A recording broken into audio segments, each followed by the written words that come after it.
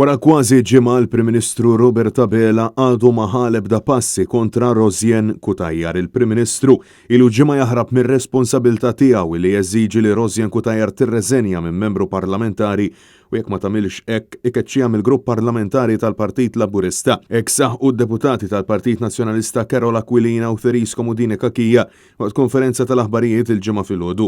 Theris Komudini Kakija spjegati li l-membru parlamentari Laburista Rosjen Kutayjar affaċċjat jew qed taffaċċja 4 investigazzjonijiet, dik tal-Kummissarju għall-Estendeds fil-Ħajja Pubblika, mid-Dipartiment tat-Taxxa, mill-Assembleja Parlamentari tal-Kunsill tal-Ewropa kif ukoll mill-Pulizija. Din tal-aħħar iddikjarata Rosjen Kutayjar stess meta hija informat lill-Kummissarju Hizler li qiegħda tgħaddilu kopji tal-messaġġi skambjati bejna u s-sit ta' 17 Black Jorgen Fenech kif mogħtija lilha mill-Pulizija taħt disclosure. Theris Komudini Kakija qalet li Robert Abela jaf li Rosjen Kutayjar qiegħda taħt 4 investigazzjonijiet separati, iżda jibqa' jagħżel li jipproteġi lilha minflok joħroġ lil pajjiżna minn fuq il-lista l-griża.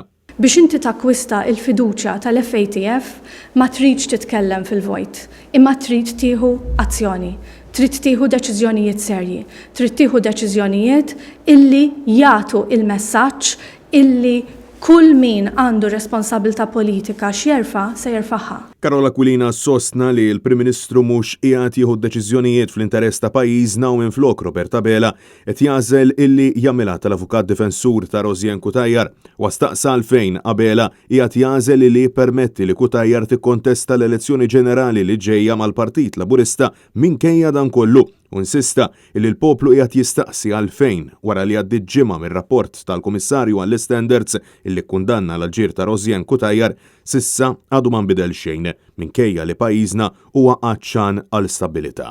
Dawn huma kollha mistoqsijiet illi n-nies qegħdin isaqsu b'interess ġenwin għaliex iridu il-verità toħroġ. Iridu illi politiċi bħal Rosjen Kutayjar iġorru ir-responsabbiltà politika. Iridu illi pajjiżna jkun immexxi minn Prim Ministru illi meta jsir xi ħaġa ħażina biddikjarar b'rapport tal-Kummissarju għall-Standards jeżiġi responsabbiltà. Id-deputati fakru li nhar it-tnejn li ġej ser jerġa' jiltaqa' l-Kumitat dwar Standards fil-Ħajja Pubblika biex jisma' lill-Kummissarju George Hizler jispjega r-rapport tiegħu. Imbagħad il-Kumitat ser jiddeċiedi jekk jaċċettax ir-rapport. Huma tennew il-pożizzjoni tagħhom fejn jistennew illi nhar it-tnejn il-membri parlamentari tal-Partit Laburista japprovaw bħalhom dan ir-rapport u jeżiġu illi Rosjen Kutayjar terfa' ir-responsabilità politika u tirreżenja mill-Parlament.